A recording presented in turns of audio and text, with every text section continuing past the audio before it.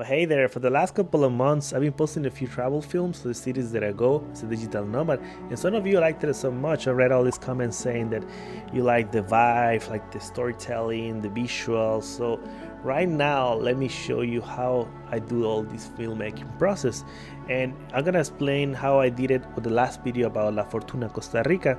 So, if you haven't seen it, just click the link down here or somewhere here is gonna be there. Just click it, see the video first, and then come here so you can actually understand what I'm trying to explain you.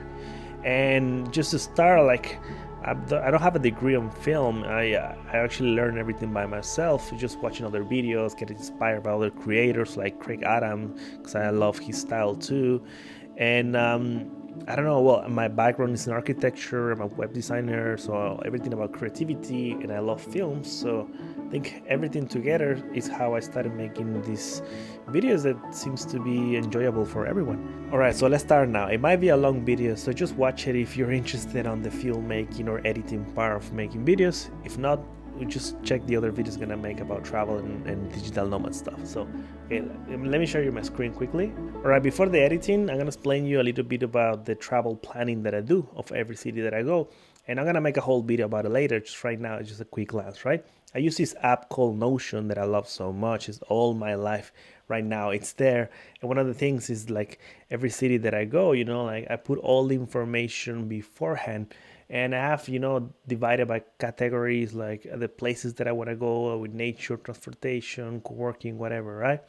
And I had this checked so I can check if I did it or if I didn't.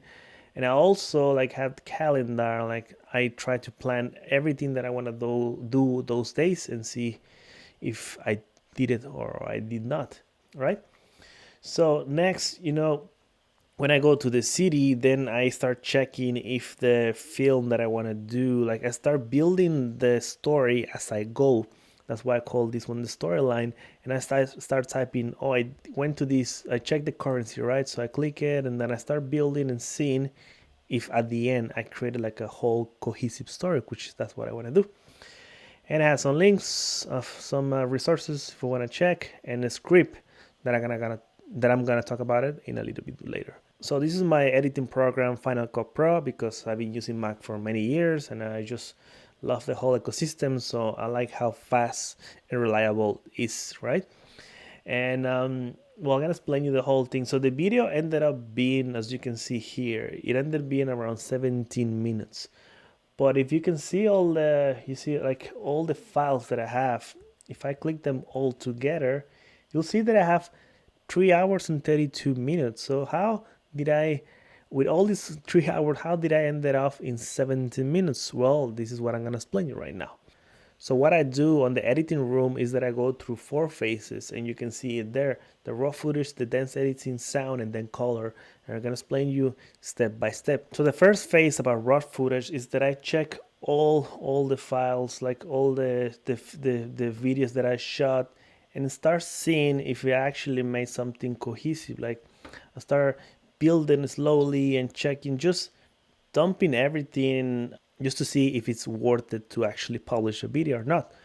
And this phase took me around 48 minutes just to check everything. And when I saw that, well, I kind of have something that it was interesting, but like nobody will watch a video of 2 hours 23. I mean, unless you actually want to see, just let me know in the comments. Maybe I'll make the whole long video, but I think most people won't. So what I'm gonna do after the raw footage, I'm gonna start doing the dense editing. Like I'm gonna start trim it to you just get to something short and to the point, right?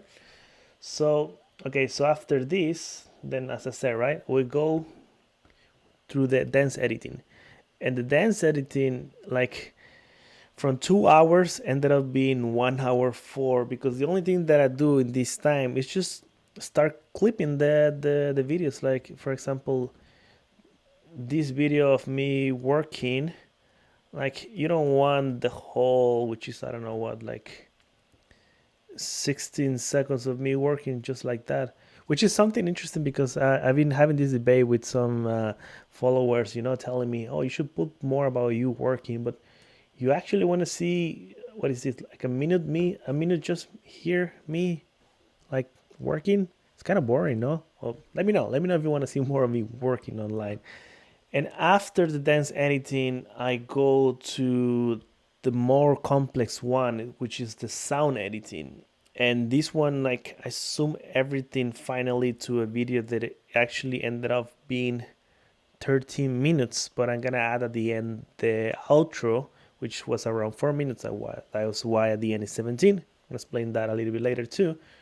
The sound editing, that's the most interesting part because I start deconstructing all the videos, everything, and start the video start making sense at the end. So what I do at the beginning, I start making the intro. How do I want to capture the attention of the viewer and potentially people that haven't seen my videos? So I usually start with an intro, the one that you saw. And in this part of the sound editing, I also start making the script. This is why I said I was going to explain about that later. So this is the intro, right? Let's uncheck all these. So the intro, like I just tried to say quickly what is the video about. And all this script, I start writing it at the same time that I'm doing the sound editing. Because I'm start like I write the intro, right? And after I write the intro, I start seeing what else do I need to say. Like on the videos that I make, I try to not talk as much as I like. The idea is to show, not to tell.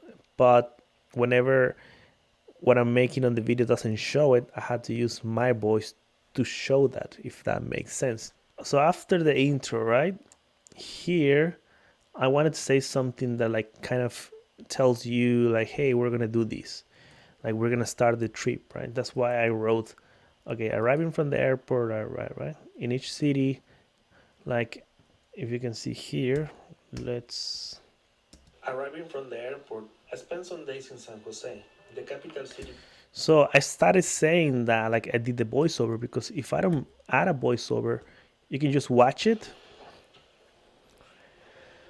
but it kind of like there's something missing, no? Like I felt like I needed to explain.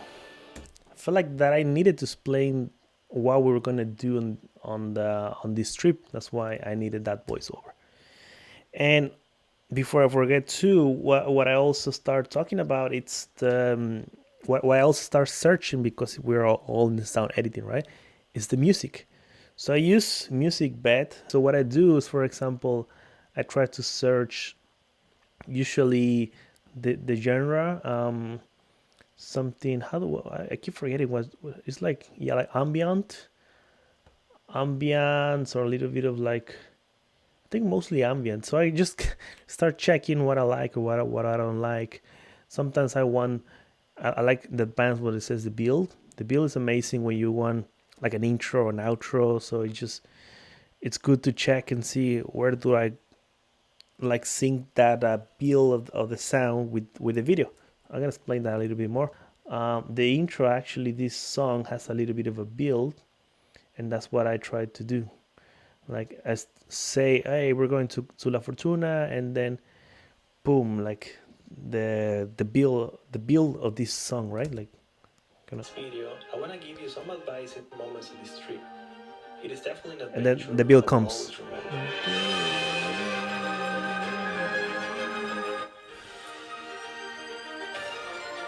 Anyway, that's the way I go.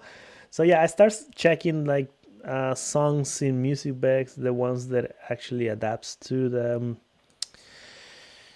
video that I'm making, right? And also like I divide, so for me it's easier, not to I divide the sounds with the sound of the video could actually remove it from the clip, and then this is all the sounds of the video. This is my voiceover, and this is the music. So I always try to have them separate. I do a lot of crossfades because it's actually better. Like this sound comes from this scene, right? And if I use the normal, like people usually do this, just straight without a crossfade.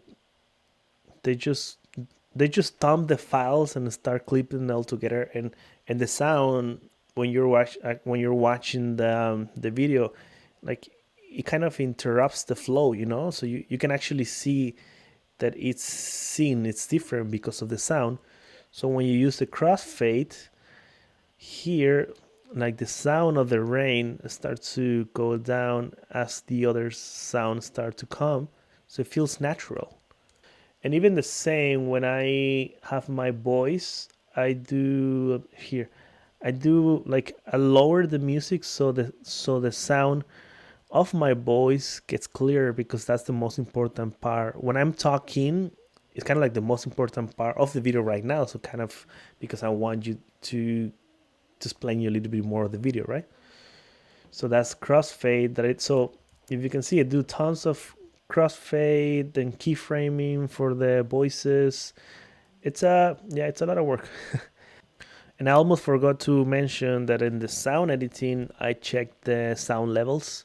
So I try to have everything around 0 or -6 of -12 decibels.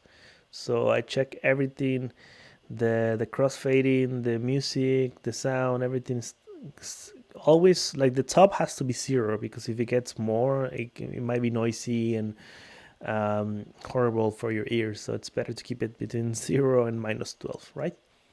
The first almost 1 minute, it took me around 3 hours to edit it because I had to choose a song, I had to write the script, I had to divide and make it cohesive. So it's a lot of work. And then the whole sound editing, the whole video to trim a little bit and check the crossfading and check that things are making sense. It took me 5 hours. So it's like 8 hours of sound editing, which is, man, that's like the longest part. All right, so after the sound editing, well, the last part it's the visual, the color editing, and this one, it's I just so let me tell you. So I shoot everything on manual. Like I want to make the whatever I shoot, I want to be as close as I want to show it online. So there's not many editing on the color that I do. I just do the basic, like some of the shots maybe they were not that well exposure, maybe some needed saturation, just like small details. Let me show you which ones that I change. Okay, let's start with the very first shot. So I'm gonna hide the files and I check here. I check the luma and I always try to have it around 0. This is the key point. So for example, this one, if I hide the color changes that I made, it's just like some slight changes that I make. Right now it's a little bit above 0. So let's go back and have the edits that I had. So you see, like I just wanted a little bit up to 0 on the exposure, and in order to do so, I just change the shadows a little bit and just make it a little bit nicer. But it's not that much of a change. You see, like it just barely changes that I make. And maybe the saturation, did I change? Yeah, I changed the saturation because this shot's like way colorful, so it's nice to have a little bit more of color. Not that much, but you get the idea. So this part only took me around 40 minutes because I just check quickly and see if one shot doesn't have enough color. Usually the iPhone videos, for example, this one, and then I just finish the story and I start explaining as I am right now telling you here. I just use the same setup and start talking and adding things, and that took me around 2 hours. The whole outro, like making the video and editing and adding the images, adding the Google Map thing, and yeah, well, I have on my files and assets, I have the same ink card that I'm always using. Yeah, it's here. So just copy and paste, and that's how I do. So yeah, like if we check the total of time, let's just make this summary. Let's do it quickly. Um, so we have 1 hour of raw footage, 2 hours of sound editing, 3 hour, 4 hours, let's say, of the intro, and then 5 hours of tons of editing, and then color correction, let's say 1 hour, and then outro 2 hours. Yeah, it took me 15 hours to edit the video. Damn, that's a lot of time, right? know how I can actually endure that much time. Like, to be honest, like when I'm doing the sound editing, the most complex part, sometimes it's like, oh, like this, and it's like kind of like running, you know, like you're in the middle of running, you're like, I can do this, I can do this. I feel the same always when I'm editing these very long videos. Let me tell you a little bit of the reasons, right? Like, how do I make this? So let me just hide a little bit of the stuff and explain you a little bit the reasoning. So as I said, right? So the intro we already talked a little bit about it. Like, I tried to put the best shots, kind of like explaining why do we make this video, inviting the viewer, and yeah, my usual intro of every city, and then I want to make a video that kind of explains, like, it puts you there, you know, like a story, like how do I overcome the problem of being in this city. So I always start with like slow pace, you know, like just the rain and someone working and me working, and like I I did this shot on purpose of me packing the laptop because I wanted to show you that I'm actually getting ready to whatever we're going, right? And then yeah, like when we got the taxi, and like I love these shots, like when there's a lot of dark area and then you can see just a little bit of the frame or what's going on outside. I just love them. Anyway, and then I started going with the shot drones. The shot drones, like, they're cool, but I'm trying not to overuse them. I just want to, it's like, for me it's like the overall, when you want to see, like even on films, like when they go through one scene to another, they use these drone shots because they kind of like explain you, oh, you are here, right? So that's what I want to do all the time that I make these drone shots. And this one was nice, like I used the drone to follow me, so it's like kind of like a little bit of the air, and then just going to the hotel, me walking. I love this shot. And yeah, the just laying on the bed, I love these ones too. I might do other ones, maybe jumping, doing a test of the bed, something like that. A Mexican friend does that a lot. And then I try to add like funny things, like this one, a hello. I just random stuff. I don't know why I did it. Well, checking the co-workings, and this is something that people liked a lot. Again, starting to put the speed of every co-working that I go, because I think it's very important as a nomad. So I'm gonna start doing more and more of that. Like every co-working spot, every place that I stay, I'll just add those. And then another drone shot, as I said, because now I go to the city, so I needed that drone shot. And then like, yeah, like withdrawing money, because I love to do that too, just to show you the note of every city. This is my favorite part of the film, like the whole night walk. That was amazing, like all these animals that we saw, especially the hummingbird. Where's the hummingbird? Here. Like, have you ever seen a hummingbird sleeping? It was amazing to see that. And what else? Like, I can tell you a little bit of the way that I frame my videos. Like, I try to always have a composition every video that I make. For example, I had the motion of me going inside and I'm almost in the middle of the shot. So I try to vary always, you know, like static ones, like for example, yeah, this is one where I use handheld. I try to keep it. I need to get a better camera with a better image stabilization, but I think yeah, I think it went well. So it ends up, you know, with going with this van taking us to the last place, and just making a quick ending of what else did I do, and the usual shot that I like to do, just wrapping up and saying goodbye, you know. So what I'm doing is like I'm doing this outro all the time, just explaining a little bit of what happened, because I think it's good on these films. It's not only about me showing what I'm doing. I kind of want to tell you how to do yourself. So I kind of explain a little bit more and pros and cons if I had the time. And this one I made the map, which some people like, and I think I should start doing that too more. And yeah, wrapping up. The camera gear that I used to shot this film is the camera that I'm looking at. It's a Canon EOS R with the lens RF 1535mm, which is, it's a very good quality lens. I just need that one because it has the wide angle and it's a little bit of a zoom. Also the Peak Design travel tripod. It's lightweight, compact, it's amazing. But I have a second one, which is the switch pod. Whenever I want to do a little bit of a vlogging, so I just use it like that, or sometimes I leave it somewhere and put the camera. So those two tripods are enough for what I'm doing. And I also have this the video mic NTG from Rode, so I put it on top of the camera. And what else? Well, I had the drone. It was the Mavic 2 Pro, like very amazing quality with the Hasselblad camera. They used the iPhone as a backup, the iPhone 11 Pro. I don't know what else to say. Like, maybe you can tell me in the comments what kind of editing tips or questions do you have. Let me know what else you want to know on the filmmaking part, because I might make more videos, which is another thing. Like, I don't know right now.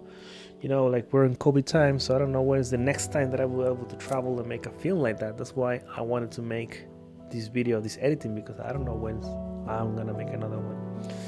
Who knows now? But yeah, let me know if you like this video. Subscribe, join to support the channel, and see you in the next one. Ciao.